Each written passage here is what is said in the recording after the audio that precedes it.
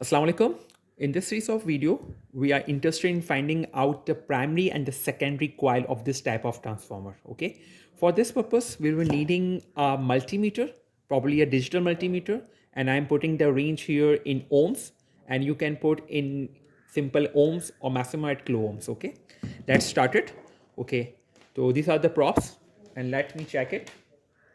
I put it here and I find out the resistance around 1.352. Let write it down.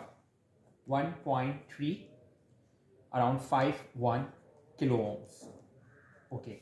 Now for the alternating part, I put it here and here. And now the resistance is very low. It's around 0.04.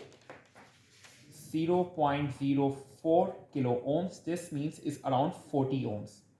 So the maximum, the side at which you are getting higher resistance is your primary, and the lowest side will be your secondary. Thank you.